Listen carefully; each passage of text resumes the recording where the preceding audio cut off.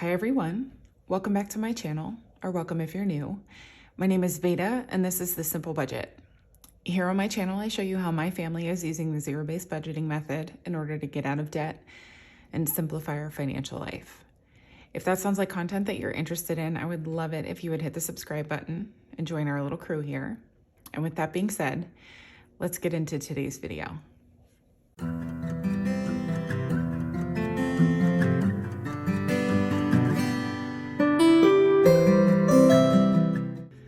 Well, hello everyone and happy bonus content Wednesday. I hope that your week has been a good one so far. I've had a good and productive one, so that's always a bonus. Good and productive. Good things. Anyways, today's video is going to be our April budget with me. For those of you who may be new around here, my husband and I do what is called zero-based budgeting. And basically that just means that you give every single dollar that comes into your home a plan for the month.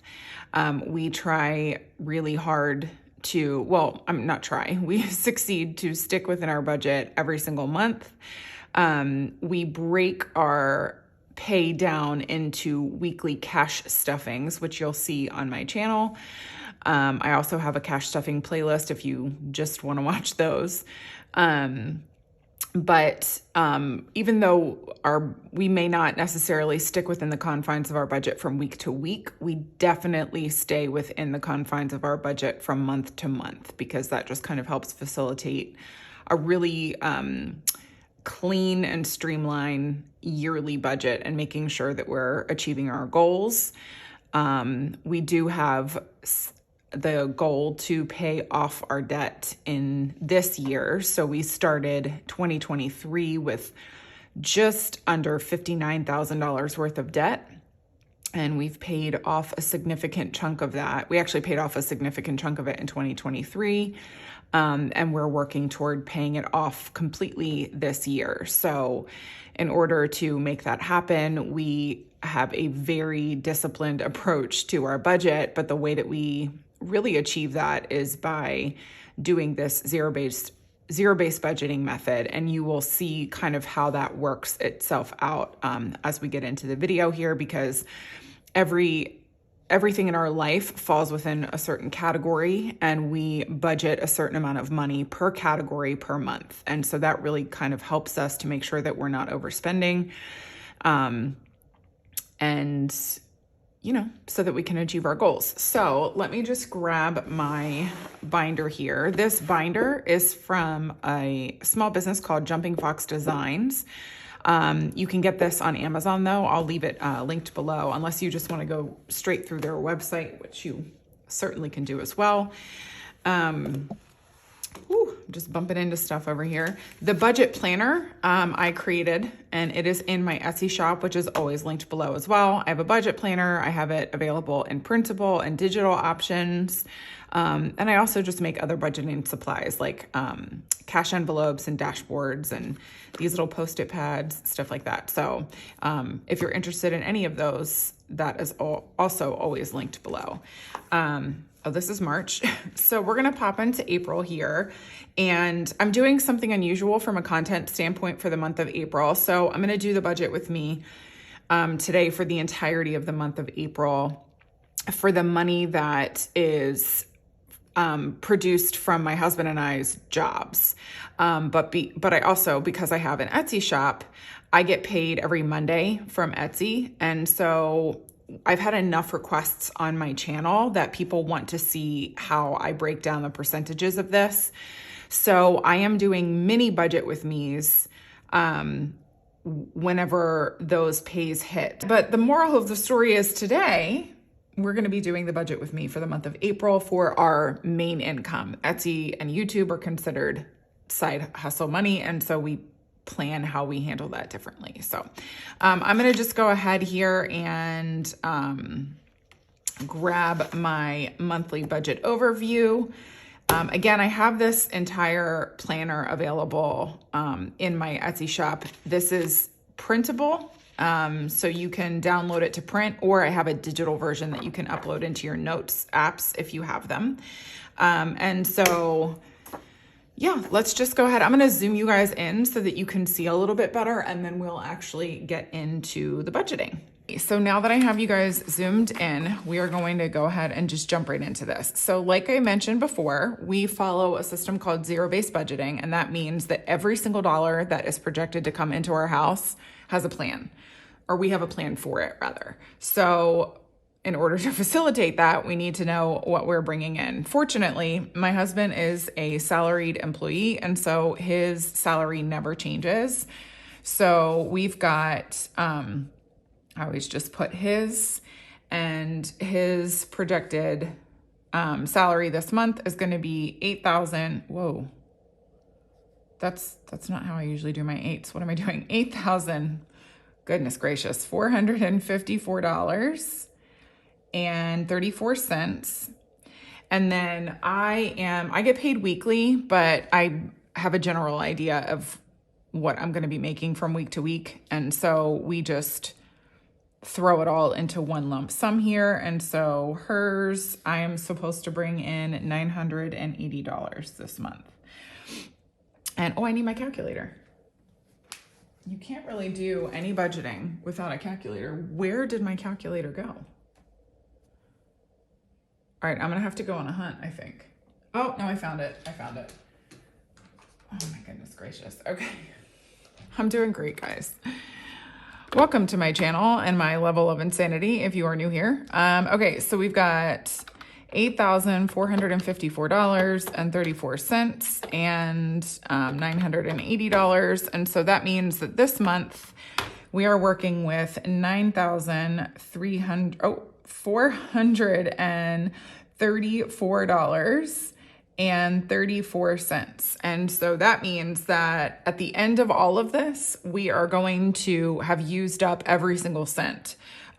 We usually what we do is we throw the change that we have left over at our debt, because every penny matters, and that's just kind of how we choose to handle it. So, what I'm going to do first is go into the most important aspect of your budget, and that is your bills and expenses, your overhead. You need to make sure that you are funding these crucial elements of your life, because if you don't have a place to live and you don't have food to eat, none of the other things really matter. So, we throw that over here in our bills and expenses. These are our high priority things that actually, when we're thinking about our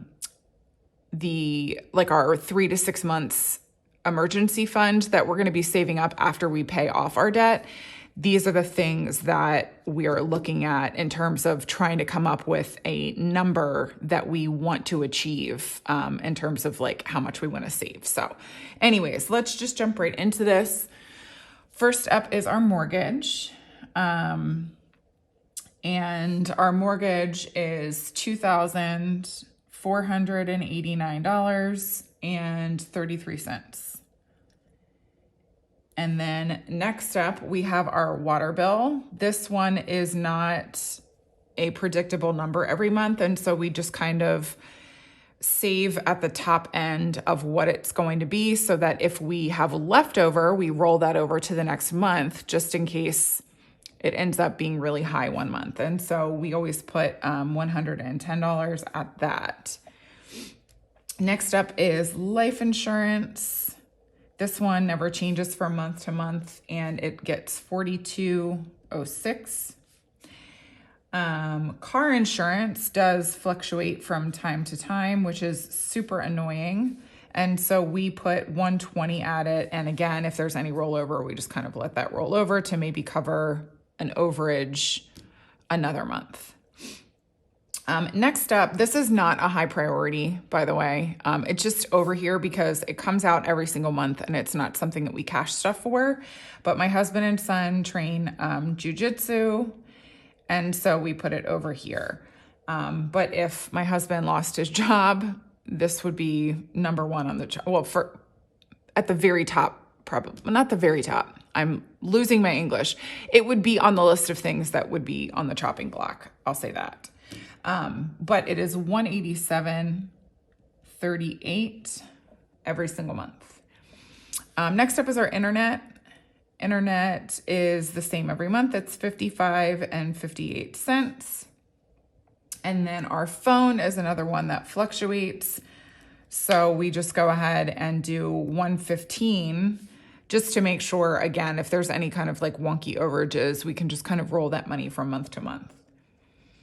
Our electric bill is another one that fluctuates. And so we put $200 a month at it for those expensive months in the summer when we are using our air conditioning. And actually even the cold months in the winter when we're using our heat. So it helps pay for both of those. Groceries is up next. And it's getting $1,800 this month. That's what our bill is every month, which garners lots of like, holy smokes. And we know, we know that it is expensive.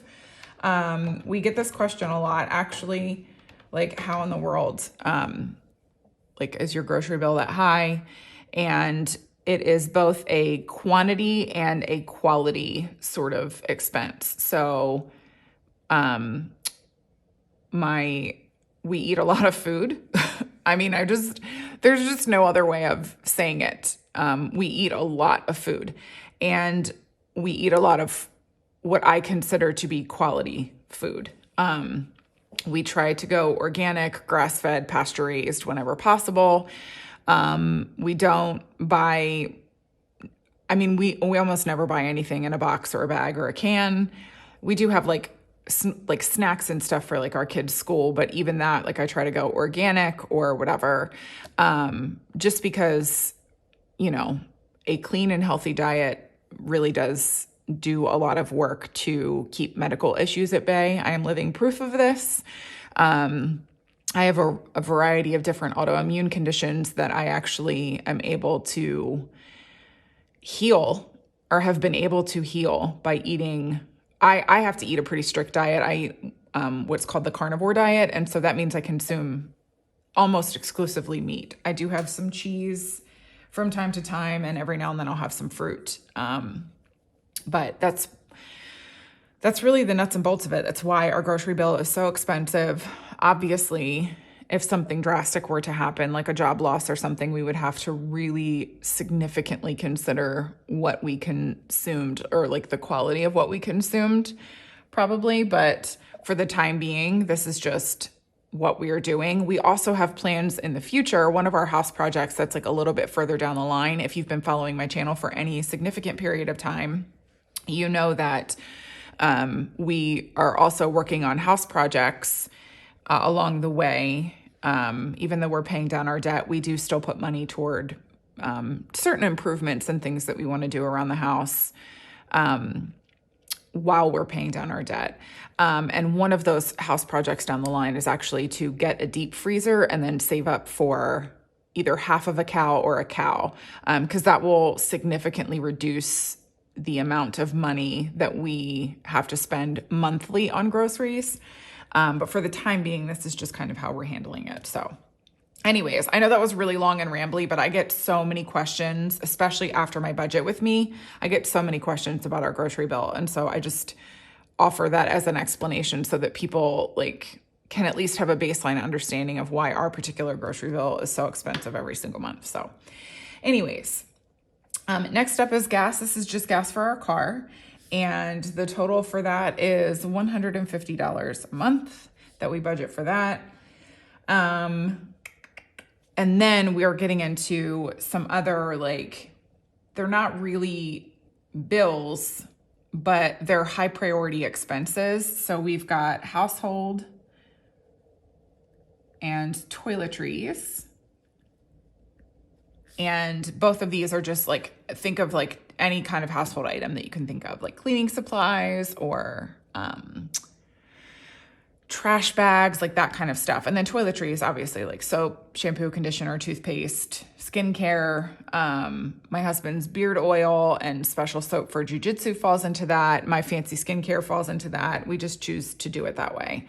And this month, let's see, household is getting $70 and toiletries is getting $80.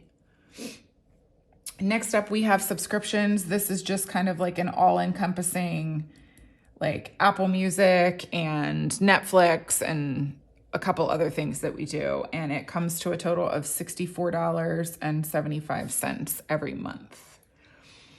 Our pest control is up next. And this one is just like what it sounds like. We do pay to prevent pests from entering into our home because in Texas, the pests are many, to include spiders and aggressive fire ants. So it is definitely a cost well spent, and it is $43 to pay for that. It's a quarterly expense, but we just set aside $43 a month to fund that.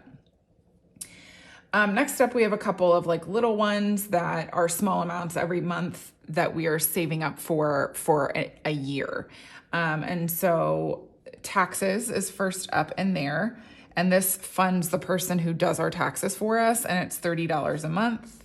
Next up is our HOA expense. This one is due every like January 1st, I think. And in order to have enough money there, we have to put aside $17 a month. Finance coach, this is another one I get so many questions about. And it's one that is very, it's specific to my husband's job, first of all. But it's basically a guy who offers a subscription service, and he watches the stock markets and makes recommendations for where to put your retirement funds, like which funds to put them in. But I get asked this question a lot because people are like, tell us what it is. How do we get it? I am not gatekeeping this. This is, like I said, this is specific to my husband's job, so it's not going to benefit the entirety of the whole. It's a $60 subscription service for a year. And that's, we, put aside $5 a month for it. But trust me, if it was something that everybody could benefit from, I would absolutely have told you by now. But we get questions on this just because it's such a weird, expense. So, but that's what that one is. Finance coach. Next up, we have union dues. This is also specific to my husband's job, and we have to put aside $15 a month for that one. And then also, these are not high priority things. They would also absolutely be on the chopping block if we lost jobs and things, but we have a pool membership that we pay for every summer, and we have to put aside $32 for that every single month. And then this, for the next few months, we're putting money aside for vacation. We fund right now, since we're paying down our debt, we fund the bulk of our vacation expenses through what we call extra income. So my husband's Christmas bonus helped put money toward this. And I got an inheritance check from my grandfather's estate in January, and we took some of that and put that toward vacation. Once we're done paying down our debt, it's going to be something that we kind of set money aside for every single month. But for the time being, we just kind of take money from extra places whenever we can in order to fund vacation. So we are putting aside $50 this month for it. And I will also be supplementing it with my Etsy pay this month. But you guys will see that in my budget with me that I do with those, the little mini budget with me's. Okay, so let me just go ahead and quickly add this section up so that we know what our total is, and then we'll move on to the next section.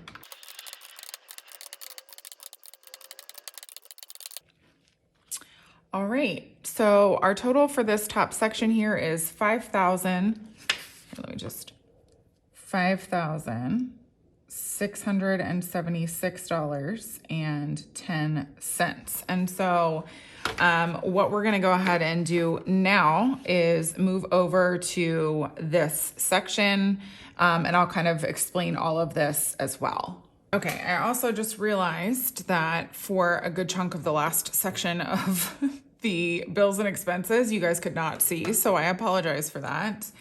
But I will make sure that I stay in frame this time. Anyways, traditionally what we have done is after we tackle our bills and expenses, we go over and decide what we're going to put at our sinking funds every single month. But my husband has a very aggressive goal because he is like dead set on paying this debt off sooner than we were planning to. And so what we have decided is that we're going to be putting $2,500 a month at our debt until we pay it off. That means that we squeeze a little bit extra out of our sinking funds, but it's fine. And he's also amenable to, like, if I'm like, hey, you know what, we really need to throw some extra money at this or that, we can kind of pull it out of here. But that is what we're doing now. So our goal is to put $2,500 at our debt until we get it paid off. So with that in mind, then we move down into our sinking funds and create a plan for that. So let's just jump right into it. First up, we have car expenses. And this covers anything from like oil changes to sort of like unexpected things, like, you know, if we need to replace tires or if we need to repair damage or something like that. So we put $57 every single month at this. And the odd number, the $7, is because, we also pull our car registration from this. So the $7 a month is for that. The $50 is for the actual like expense side of the car expenses. Next up is home maintenance. And this is just money that we set aside for in the event of some sort of like home maintenance emergency, or if we need to replace or repair something specific to our home. This is one that we put $50 a month at it. And this is one that I would really like to create a little bit of a like mini emergency buffer for once we get our actual emergency fund saved up, because I don't want to tap into the emergency fund. This sounds so weird. Like, it's so funny. We've had this conversation on my channel before, because the emergency fund is there for an event that we would need to pull from home maintenance for. So if we don't have enough money in our home maintenance category, we would pull from our emergency fund in order to, you know, pay for whatever we needed to repair in our home.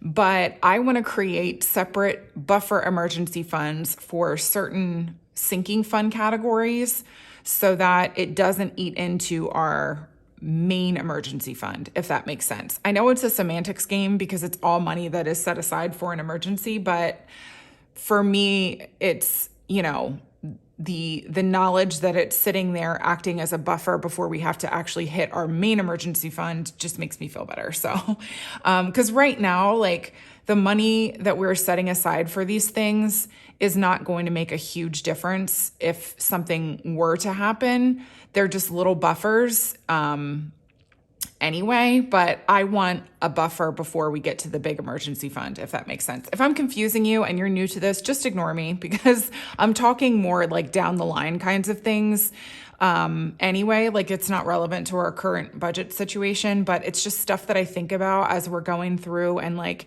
firming up our, you know, financial discipline and making sure that we have money for things in the event of emergencies. This is one that always crosses my mind. Same actually with car expenses, but I digress.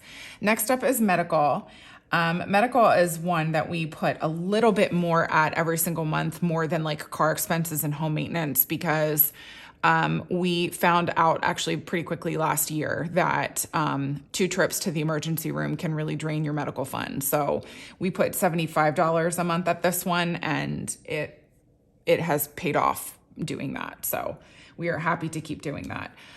Clothes, I kind of go back and forth between anywhere from $50 to $100 a month on this, just depending on what the sort of near future looks like as far as my kids are concerned, because it's not, most of the money that we put in clothes goes toward them. But it looks like, I say this I swear, every season. But it looks like they're going to be able to get some wear out of the clothes that we bought them last summer for this summer. Bless it. So I don't think we're going to need to pull from this one an awful lot in the coming months. So I'm putting $75 a month at it this month, but I may lower this to $50 in May. We'll just kind of see and play it by ear. Haircuts is up next. This is for money for my husband and my kids' haircuts. Mine is kind of funded separately, and it's getting $70 this month. This is my husband's spending money, and he is getting $50. Hers is my spending money, and I get $175.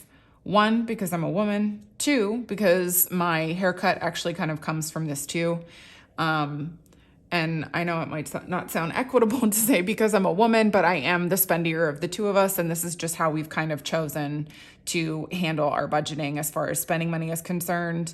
And it really works out for us. And there's no bitterness or anything. My husband's not like, why do you get $175 a month and I get $50?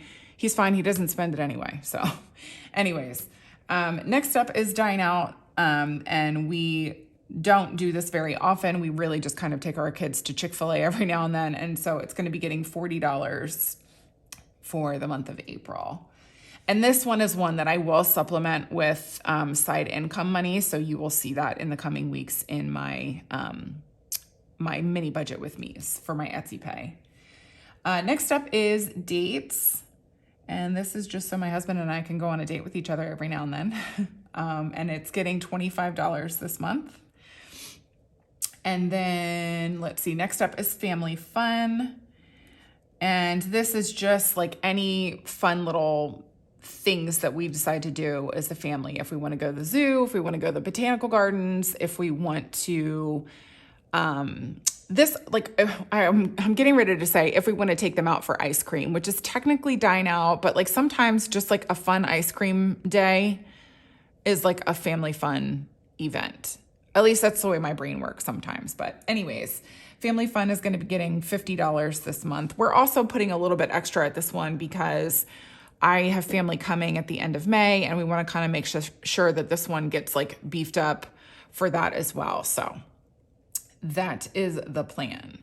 House project is up next, and this one is, again, like I mentioned, we have little house projects that we are working toward funding. So we put, if we're able to, this is like one of the first things that goes actually, if we're like struggling to come up with money in a month, in any given month. And so right now, well, I'm kind of like finishing up my office project, but what we have in the house project envelope, I may still need to pull from. I'm not 100% sure. But next up, we're going to be saving for screen doors because we love fresh air. Anyways, all of that to say, house project is going to be getting $100 this month. And this is another one that I supplement with side income. Gifts is up next. And this just, little gifts. If the kids are invited to birthday parties, if we're invited somewhere, we want to bring a host gift, that sort of thing. And of course, like birthday gifts for our kids as well comes from this fund, and it's getting $40 this month. Partay is up next. And if you're new here, this is a Friends reference. Ross once referred to a party as a partay, and I just couldn't pass up the opportunity to use that as a category name on my envelope. And this funds birthday parties for our kids, and then also if we host friends in our own home. And it's getting $45 this month. Back to school. Really, I can just call this one school because it funds their school supplies at the beginning of every school year, but then also little things throughout the year like school pictures. If their teachers message us and say they need more tissues or Clorox wipes or whatever, we pull from this. And like book fairs, dances, that kind of stuff. So it's getting $30 this month. And then next up are the little holidays. The little holidays just get a small amount every single month because, they don't cost a lot. So we've got Valentine's Day up first, and that one's getting $5. We've got Easter, and that one is getting $7. Halloween gets $12, and Thanksgiving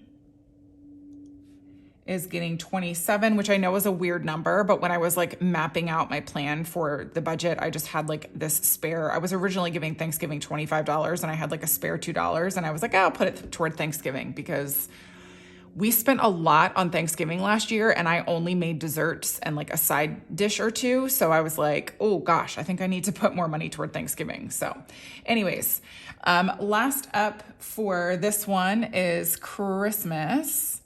And Christmas gets $275 from us a month, because we have a goal amount in mind of $3,000, but I wanted to bump this up a little bit because I wanted to see if I could squeeze out a little bit more in the budget. So I'm doing $275. So anyways, let me go ahead and add this section up, and then we will get our total here. All right. So our total for this section is $1,208. And so then actually I move here because we have little investment account. I say little. I mean, yeah, we have little investment accounts for our kids.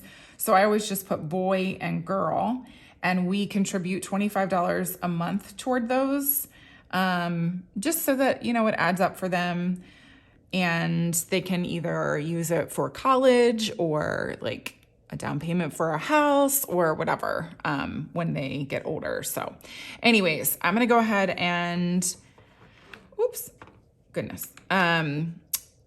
make sure that all of the math adds up here. So we're starting with $9,300 and, oh my gosh, why do I keep doing that? $9,434.34. And then we are subtracting the $5,676.10 from our bills and expenses section. And then we are going ahead and subtracting the $2,500 from what we plan to put at debt this month. And then the $1,208 from our sinking funds section. And then the $50 from these, what did I just call them? Investment accounts for our kids. And that's it.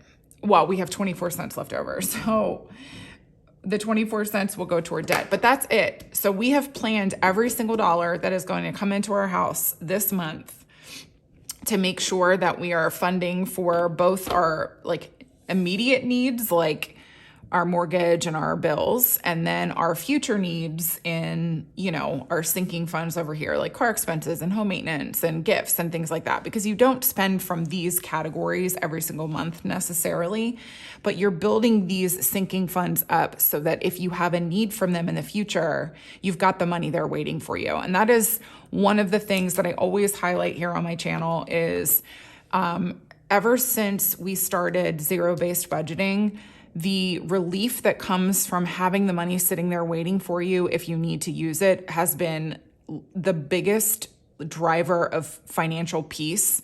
And I cannot overstate that enough.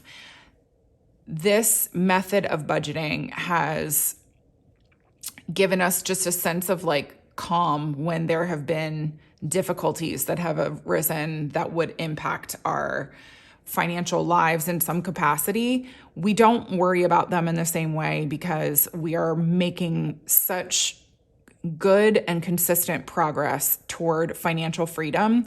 And it all starts with how you budget. So if I could just encourage you to start it today. These numbers, by the way, are things that we have spent time thinking about. So the important thing to know is, yes, you have to stay within the confines of the income that you have, but the flexibility in here is something that you need to be willing to have with yourself. Obviously, like you can't be like, to the bank, hey, I'm going to just pay you guys a little bit less this month on my mortgage because, I really need to save up for X, Y, or Z. You have to make sure that you're tackling those hard and fast numbers that are immovable every single month.